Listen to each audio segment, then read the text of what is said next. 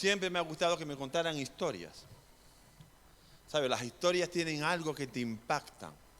Y tienen algo que si ese personaje o ese señor o esa señora que la cuenta tiene ese talento, es algo como que te embriaga y poco a poco te va seduciendo, amén, y te mete en la historia y quieres saber más de la historia y quieres saber de los personajes, de lo que hacen y de cómo acaba, amén. Hoy quisiera enseñarles a ustedes una historia de tantas que hay en la Biblia, ¿no es verdad? Y el libro de Ruth nos cuenta la historia, si lo quieres resumir, si eres una persona que estudia la Biblia o estás estudiando la Biblia, el libro de Ruth se puede resumir de la siguiente manera. Hay una historia de un hombre que tomó una mala decisión, una muy mala decisión.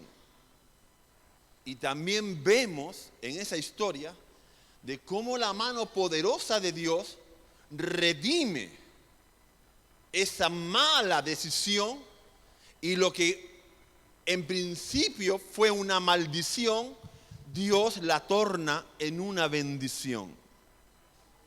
Amén. Y esto es lo que vamos a contar. Entonces vamos a leer en Ruth 1:5. Aconteció en los días que gobernaban los jueces que hubo hambre en la tierra. Y un varón de Belén de Judá fue a morar en los campos de Moab, él y su mujer y los dos hijos suyos. El nombre de aquel varón era Elimelech, y el de su mujer Noemí. Y los nombres de sus hijos eran Malón y Kelión, efrateos de Belén de Judá. Llegaron pues a los campos de Moab y se quedaron allí.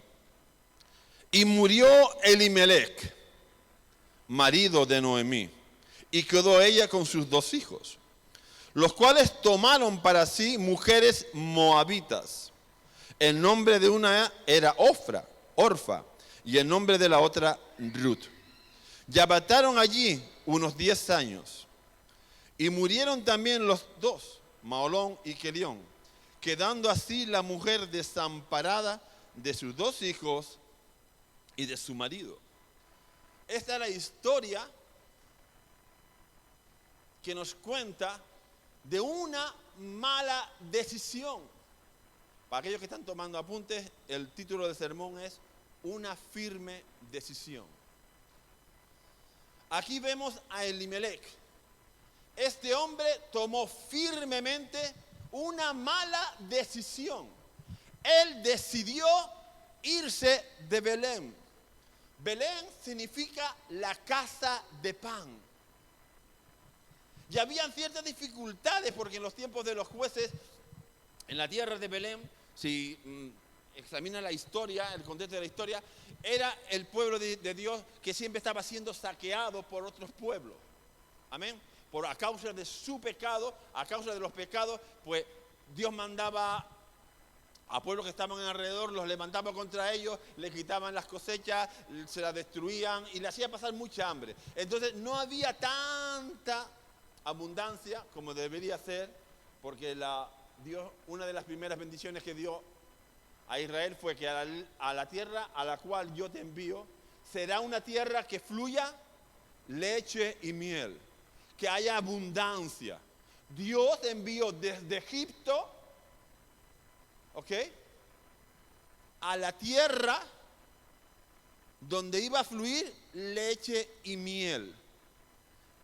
Dios no te saca del pecado, Dios no te saca de una vida destruida por el pecado para que tú y yo pasemos hambre en la casa del pan. Bien, entonces este hombre toma la firme decisión de irse de la casa del pan.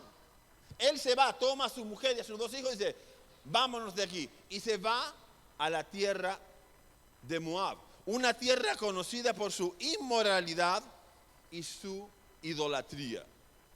Bien, pues entonces la primera lección que vemos aquí en el libro de Ruth, la primera lección es que tenemos que aprender cuando enfrentamos situaciones difíciles, momentos muy graves, situaciones,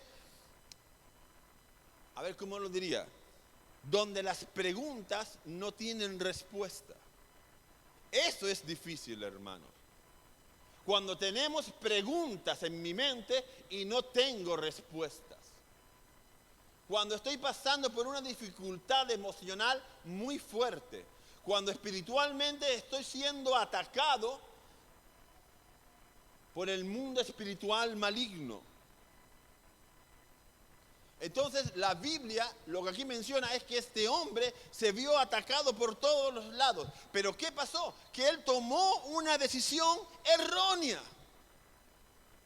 Como cabeza de familia, como padre de familia, este hombre tomó una decisión errónea. Se apoyó en su propia prudencia, en su propia sabiduría, en sus propias experiencias y madurez de cómo le había tratado la vida.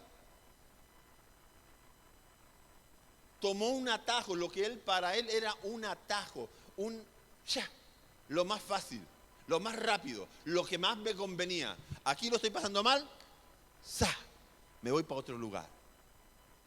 Fue la decisión que este hombre tomó.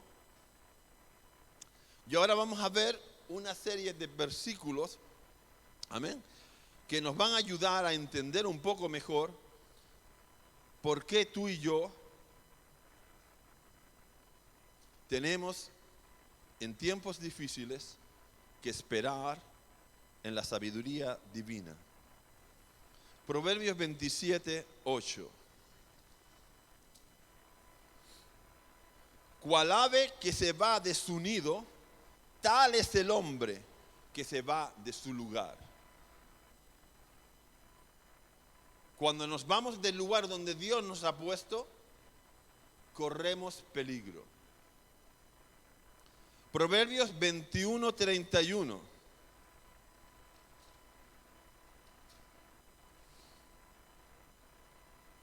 El caballo se alista para el día de la batalla, mas Jehová es el que da la victoria. Podrás estar fundado en tu gran convencimiento de que tú has luchado, que tú has pataleado, que tú sabes cómo enfrentar los golpes de la vida, que tú tienes mucha sabiduría, mucha experiencia, y si hago esto, esto y esto y esto, y me apoyo en esto y me apoyo en lo otro, etc. Vale, bien.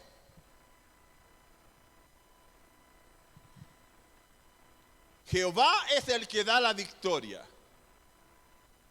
Jehová es el que pelea por mí. Jehová es el que me defiende.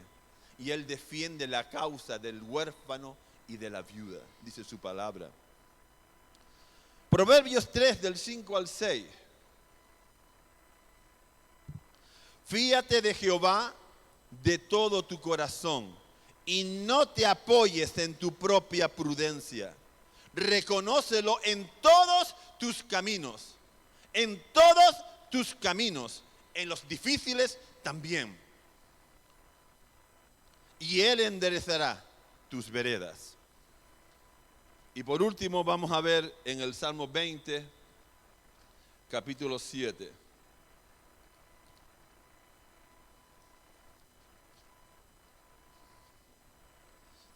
Estos confían en carros y aquellos en caballos, mas nosotros del nombre de Jehová tendremos memoria. La gente confía en su propia fuerza, la gente confía en su propia sabiduría de cómo salir del problema.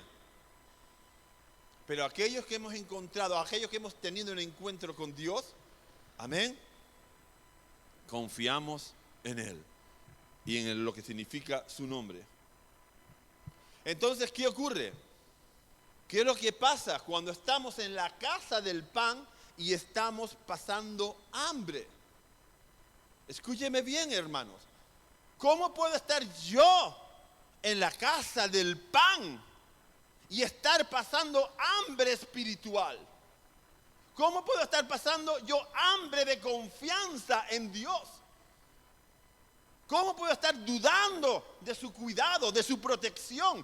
¿Por qué tengo que estar pasando ese tipo de hambre? Pasamos hambre en la casa de Dios cuando tú y yo entramos por esa puerta aquí a adorarle.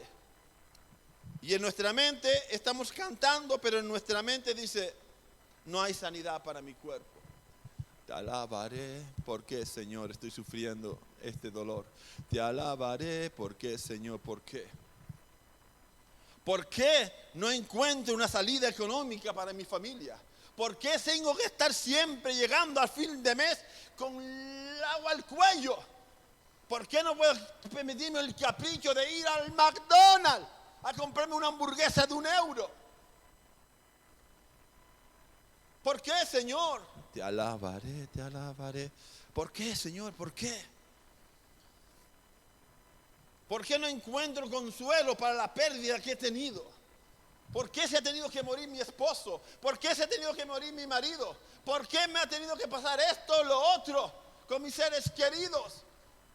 ¿Por qué tengo que tener esta constante lucha en mi casa con mis hijos, con mi esposo, con mi mujer?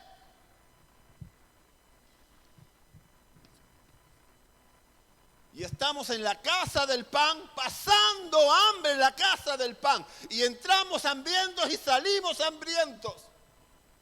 Porque no hemos sido capaces de ser tocados, de ser alimentados por el Espíritu Santo. Y nos cuesta ser consolados por el Espíritu Santo. Porque mantenemos nuestra batalla mental del por qué. ¿Por qué? ¿Por qué? Pero Elimelech se fue de la tierra, de la casa del pan, para buscar saciarse en otra tierra. E irónicamente, murió en donde tenía que haber pan. ¿Me entendéis, queridos hermanos? Elimelech se fue de la casa del pan porque según él estaba pasando hambre, y se fue a otra tierra para alimentarse. Y lo más asombroso es que murió en esa tierra.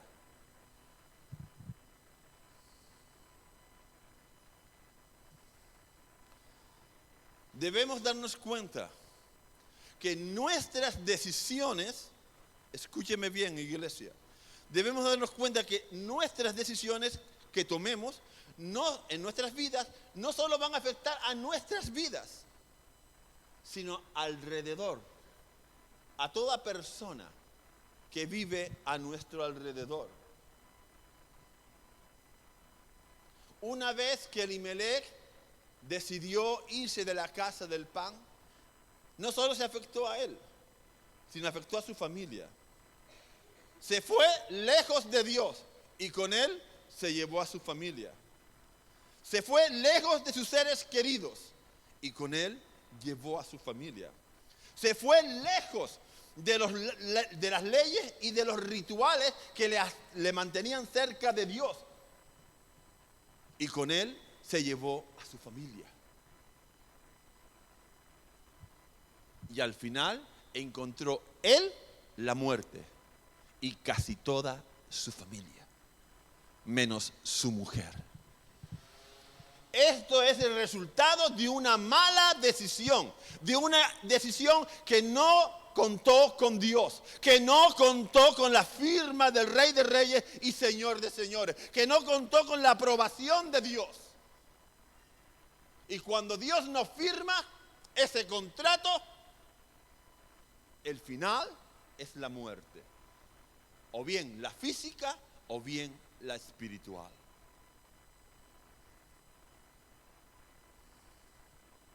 Entonces, si hemos tomado una mala decisión, si estás en esta mañana y sabes que has tomado una mala decisión, entonces, ¿qué hacer? ¿Qué tengo que hacer ahora? ¿Qué tengo que hacer? Vale, vamos al segundo paso que debemos dar. Amén. Entonces, lo primero que debemos hacer es volvernos a la casa del pan. Debemos volver a la casa del pan. No importa la decisión que hayas tomado, no importa hasta donde te hayas llevado, donde el diablo mismo te haya llevado. Él nos dice, Dios nos dice en esta mañana, si has tomado una mala decisión, basta, detente, párate, no sigas.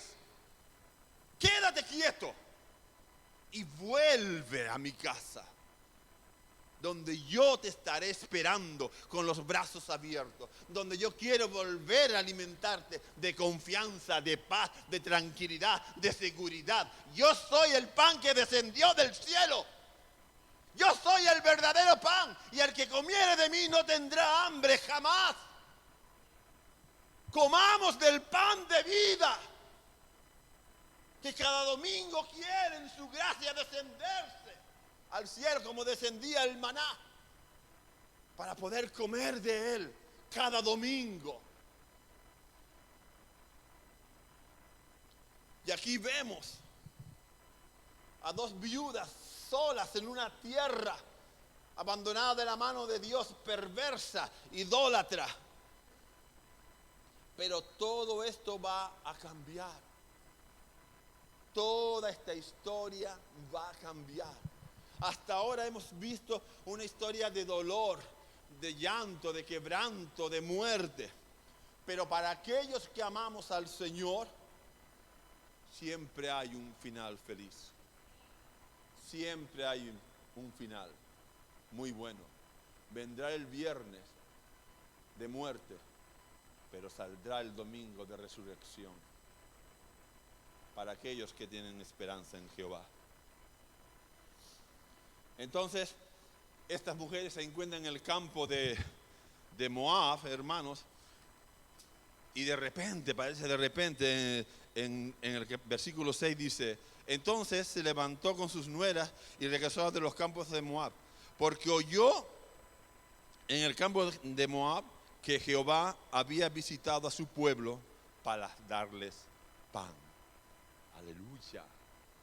Alabado sea Dios, aleluya. Entonces, ¿qué ocurrió? Que Noemí tomó una firme decisión. Diga conmigo, firme decisión. Vale. Noemí tomó una firme decisión de volver a su tierra.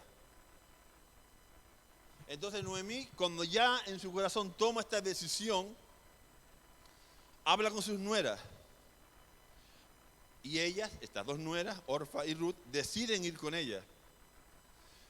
Y empiezan el viaje a la casa del pan. Pero como hermanos, ¿sabéis cómo son las mujeres, no es verdad? Dios me las bendiga mucho. Ellas habían tomado una decisión. Vamos conmigo. Pero a eso de mitad del camino, cata atrás. Cambia de pensamiento. Miren. Volveos ustedes a vuestra tierra. Volveos. Irse. Porque yo no tengo ya más hijos que darles. Entonces mejor que se vayan a su tierra, amén, y allí ustedes busquen marido, etcétera, y tal. Entonces, la Biblia dice que las dos nueras lloraron, se abrazaron, se besaron, y una decidió irse, Orfa. Es muy interesante, hermanos, a veces, no quiero caer con esto en el extremismo de tal, pero a veces los nombres están puestos por algo. La que decidió irse fue Orfa. Orfa significa testarudez, la de cabeza altiva, la que va así. ¿Vale? Ella se fue a su tierra con sus hijos, con sus ídolos. Pero Ruth tomó una firme decisión, dígalo. Vale, entonces Ruth tomó una firme decisión. ¿Y cuál fue? Seguir a su suegra. Entonces, ¿qué ocurre? Que la suegra dice, no, mira, no, vete tranquila, no pasa nada y tal, no sé qué, no sé cuándo. Y Ruth, cuando toma una firme decisión, cuando ella decide seguir a su suegra, lo hace ¿por qué? Miren lo que le dice Ruth a su suegra. Versículo 16. Respondió Ruth, dice, no me ruegues que te deje y me aparte de ti, porque a donde quieras que tú fueres, iré yo, y donde quiera que vivieres, viviré. Tu pueblo será mi pueblo, y tu Dios, mi Dios. Donde tú murieres, moriré yo, y allí seré sepultada. Y así me haga Jehová, y aún me añada, que solo la muerte hará separación entre nosotras dos. Eso es una decisión. Se acabó. Se terminó. No quiero saber nada de mi pasado. No quiero saber nada de mi pueblo idólatra. No quiero saber nada de sus costumbres. Tú me has demostrado con tu vida que yo puedo seguirte. Tú me has demostrado con tu vida que el Dios que tú tienes lo quiero tener yo. Eso es un testimonio. Y lo demás son boberías. Cuando alguien se acerca a ti y dice, yo quiero seguirte, yo quiero ver donde tú te reúnes, yo quiero ver donde tú adoras, yo quiero ver donde tú vives. Esa experiencia espiritual que tú tienes. Eso es arrastrar, eso es vivir el Evangelio. Este es diferente, ella es diferente, yo quiero ser como tú. Esa es la mayor predicación del Evangelio que jamás podamos dar en este mundo. Traer hambre de que la gente quiera ser como nosotros somos.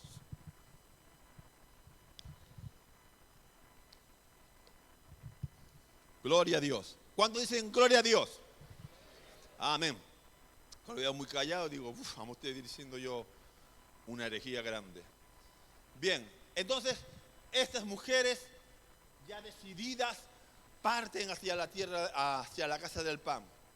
Pero escúcheme, ahora viene lo que yo llamaría un intervalo, un paréntesis ahí, donde hay un choque, ¿vale? Cuando tú decides seguir a Cristo de una manera firme, ¿okay? Siempre van a haber choques. Siempre van a haber alguien que te quiere hundir, alguien que te quiere separar, alguien que te quiere decir, no seas tan extremista, vete por ahí, relájate un poco, ¿vale? Siempre hay alguien que te va a molestar. Y entonces, en esta parte de la historia, ellas llegan, ¿ok? Y cuando las reconoce, cuando sus vecinas la reconocen a Noemí, Noemí significa placentera, ¿vale? Alguien que te hace estar chachi. Tú estás con Noemí y Noemí te hace sentar, ay, qué bien, ay, tú viste a esta mujer, ay, yo quiero estar con ella, ay, es que, ay, tienen un algo, es que cuando habla, cuando tal, es que su manera de, ay, lo tiene todo, yo quiero ser como Noemí, ¿ok? Pero cuando llega a su tierra, mira lo que ocurre. Versículo 19. Y anduvieron pues ellas dos, hasta que llegaron a Belén. Y aconteció que habiendo entrado en Belén, toda la ciudad se conmovió por causas de ellas. Y decían, ¿no es esta Noemí, la placentera? Y ella respondió, no me llaméis Noemí, sino llamadme Mara, que significa amarga. Mara significa amarga. Porque en grande amargura me ha puesto me ha puesto el Todopoderoso. Yo me fui llena, pero Jehová me ha vuelto con las manos vacías. Hermanos, aquí vemos la actitud de una mujer que reconoce su estado espiritual. Y yo te pregunto, ¿cuántos de aquí nos hemos visto como Noemí? Con las manos llenas de bendición. Pero tal vez ahora te encuentras con las manos vacías. Amarga, porque sabes que te falta algo.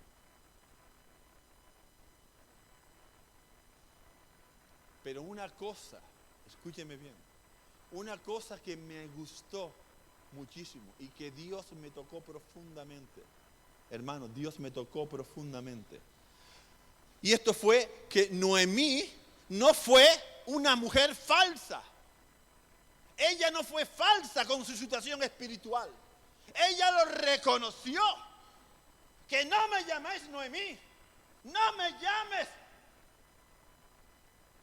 Estoy amarga. Profundamente amarga. He perdido a mi esposo, a mis hijos. He pasado 10 años de mi vida amarga en una tierra maldita. Ella fue honesta con sus batallas. Ella reconoció sus batallas. No puso una fachada. Hola, ¿cómo está? Muy bien, perfectamente bien, mi querido hermano. Usted no sabe lo bendecido que estoy. Imagínese usted que estoy casi en el tercer cielo. Pero estoy bendecido, pero estoy muerto por dentro. ¿Usted me entiende? Eso es fachada. Eso es una tremenda fachada.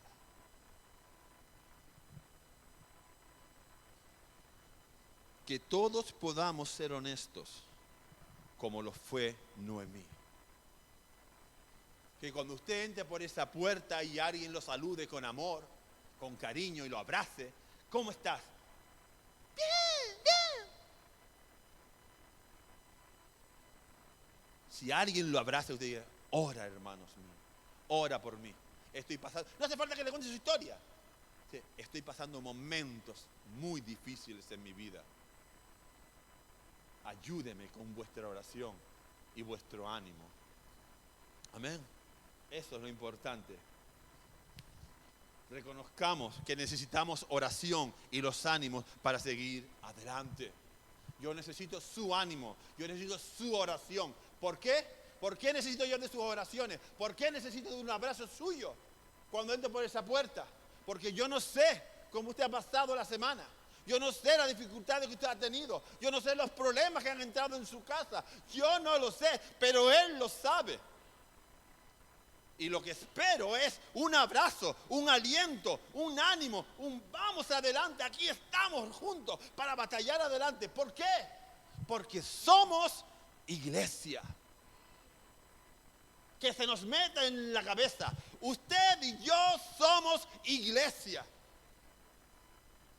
Para el mundo puede que seamos el grupo evangélico que se reúne en la calle tal, en el Cardonal, en Santa Cruz de Tenerife, cuyo nombre de la seguridad social es tal, el número es tal, tal, tal y tal, y que pertenecemos a las Asambleas de Dios de Canarias, etcétera, etcétera, etcétera, que tienen unos rituales, que se comportan bien, que ellos son una buena gente, que quieren ayudar al mundo y a la sociedad, etcétera. Todo eso está bien. Pero para Dios somos iglesia. Lo primero, somos iglesia. Y eso implica que yo tengo que conocer tu dolor. Que yo tengo que conocer tu sufrimiento. Y no solo conocerlo, sino vivirlo, experimentarlo, quebrantarme cuando te veo que estás triste. Y orar por ti, y llorar por ti. Eso es iglesia. Eso es tener a Cristo en nuestros corazones. Y no salir y entrar callados. Como que la cosa no va conmigo. Mis problemas son de Dios, Isidoro, y de nadie más. Y así le va la vida como le va. Estoy harto de que me hagan daño. Escúchame bien. Escúchame bien. Si alguien te ha hecho daño, ese no es iglesia. Esa es cualquier otra cosa, pero no es iglesia. La iglesia de Cristo somos los que levantamos al abatido, los que animamos al cansado, los que fortalecemos al débil, los que consolamos al que sufre. Reímos con los que ríen, lloramos con los que lloran, sobrellevados de las cargas los unos de los otros. Eso es ser iglesia. Y lo demás, bobería. Tomamos decisiones como iglesia. Porque en la multitud de consejeros está la victoria. Proverbios 11:14.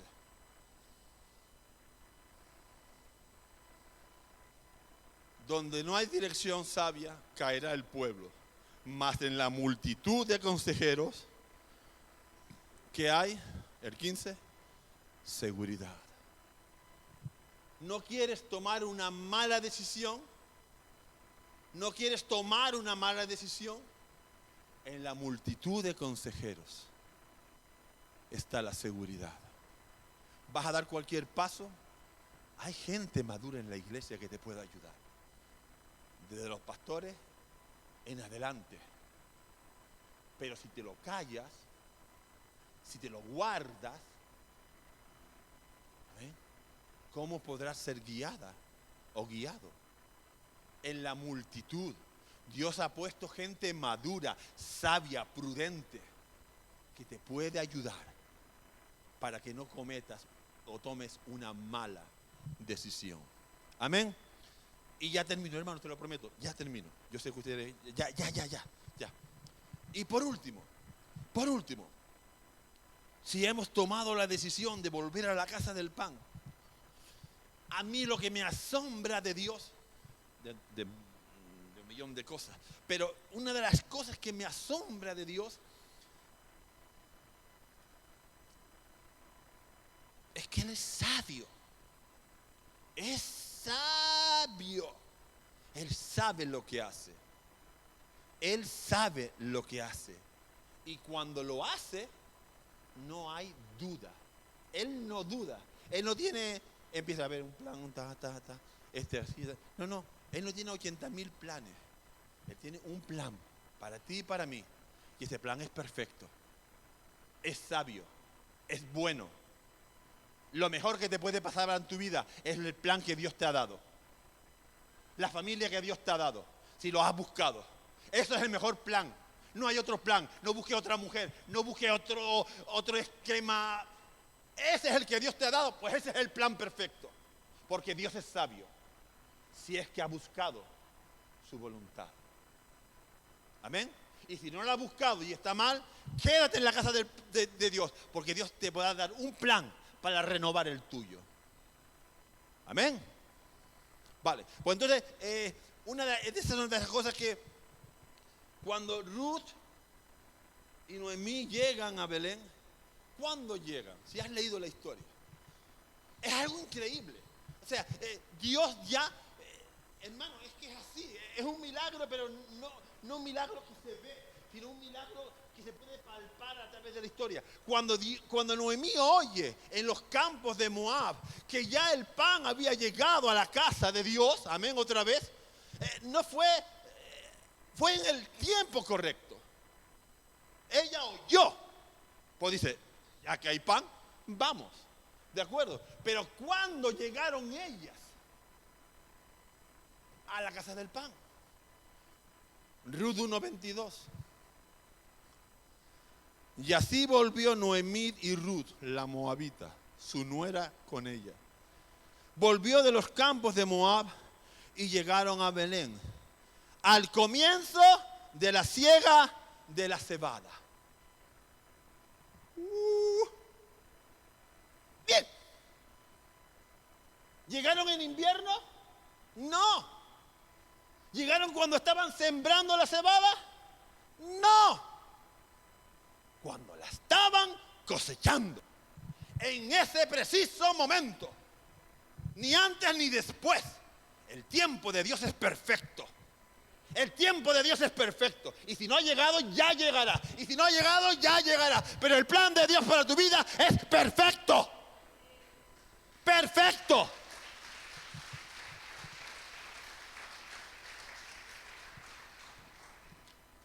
Y si tus hijos no se han convertido, ya se convertirán. Y si tu esposo no se ha convertido, ya se convertirá. Y si el trabajo no llega, ya llegará. En el tiempo perfecto de Dios. No en el mío. No en mi humanidad. ¿Por qué, Señor? ¿Por qué no llega? No. En el tiempo perfecto de Dios. Y entonces, hermano, ellas llegan allí. Y empieza la segunda parte de esta historia. Pero eso yo ya Léanlo ustedes. Les dejo que los lean, para que entiendan que cuando Dios, tú y yo ponemos nuestras vidas en sus manos y tomamos esa firme decisión de poner nuestras vidas en sus manos, Él es el Dios que provee. Y no solamente eso, hermano, escúcheme bien, hermanos. Cuando ellas llegan allí, luego está la historia de que ellas empiezan a cegar, a recoger, y hay un hombre que se llama Boaz, que es familiar del padre de tal. Y entonces, al final, queridas hermanas, ellos se casan, comen perdices, no sé, pero fueron felices. Vale, esta es la historia, el final de la historia. Pero quiero que entiendas una cosa, escúcheme bien. Ya termino. Juan, puedes pasar, por favor. Escúcheme bien, hermano. Mire, cuando la historia termina, escúcheme bien esto, para que usted vea que tú y yo podemos tener una mirada aquí. Yo puedo mirar mi futuro aquí, pero Dios lo mira más allá. Tú y yo podemos tener una mirada de un futuro, bueno, grande, pero Dios lo tiene aún mayor. Vale. Cuando ellos se casan, la Biblia dice que Ruth, la moabita, formó parte, tuvo un hijo, y este fue el bisabuelo del rey David. Y ella entró en la genealogía del Mesías. ¡Uh!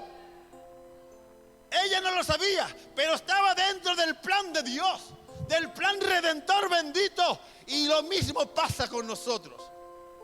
Tal vez piensas que un plan que Dios tiene contigo, un plan sencillo. Hermanos, tengan mucho cuidado con menospreciar el amor de Dios hacia nosotros. ¿Sabéis por qué? Porque muchos, sin saberlo, hospedaron ángeles.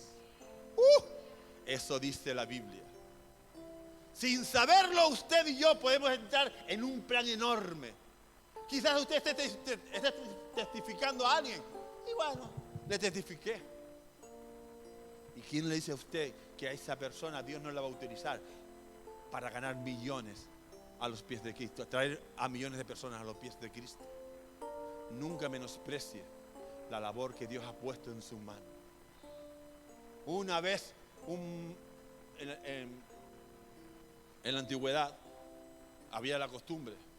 Aquí en España sí, no sé, allá en otros países, no conozco bien la historia, pero en la antigüedad usted entraba al profesor y todos los niños, ¡pum!, se levantaban por respeto, porque sabía que ahí había una autoridad.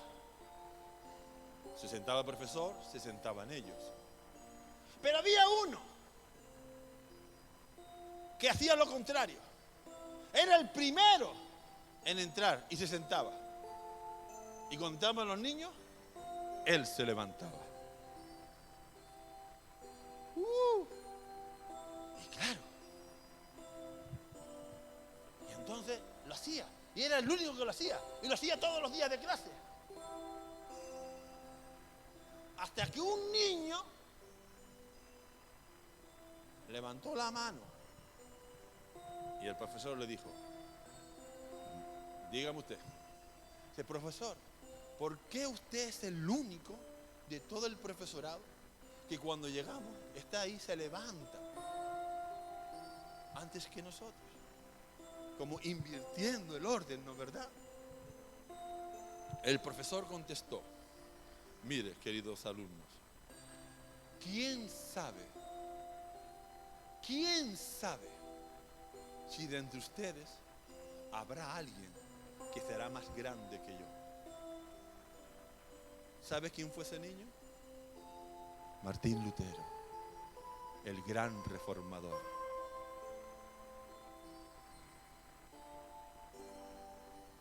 Los planes de Dios son perfectos para ti y para mí. Lo que Dios tiene para ti no lo tiene para nadie, y viceversa. Pero si tomamos la firme decisión de poner nuestras vidas en sus santas y benditas y poderosas manos, Él hará el milagro que tú y yo necesitamos. Vamos a ponernos en pie. Y yo quiero terminar, porque es algo muy interesante, porque cuando Dios, estimados hermanos, cuando Dios nos llama, es, ¿cómo decirle? Dios nos muestra toda su gracia, Dios nos muestra todo su amor, Dios nos muestra toda su misericordia, su bondad, todo lo que ha hecho por nosotros. Pero ¿sabes lo que pasa? Que Dios siempre tiene un pero. ¿Tú quieres mi bendición? Pero tú quieres más de mi gracia. Pero tú quieres más de mi presencia. Pero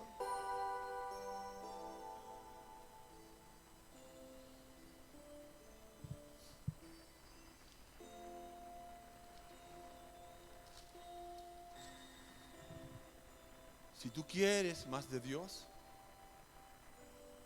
si quieres tener la firme convicción, Dios dice, si tú de mañana buscares a Dios y rogares al Todopoderoso, si fueres limpio y recto, ciertamente, luego se despertará por ti y hará prosperar la morada de tu justicia. Y aunque tu principio haya sido pequeño, tu posterior estado será muy grande.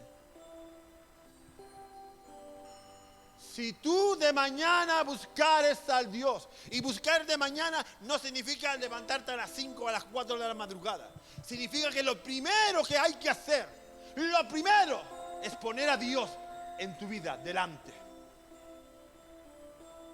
Según nos pongamos en planta, lo primero que tengo que hacer es Dios.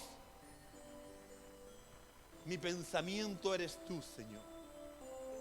Toda mi vida eres tú, Señor.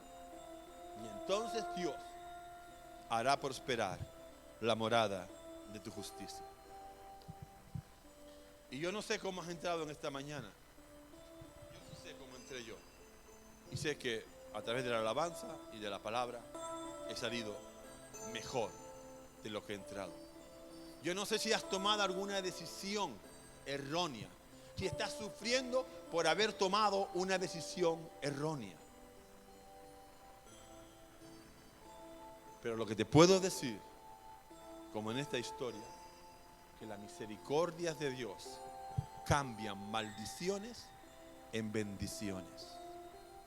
La misericordia de Dios cambia las maldiciones en bendiciones. Te invito a cerrar tus ojos.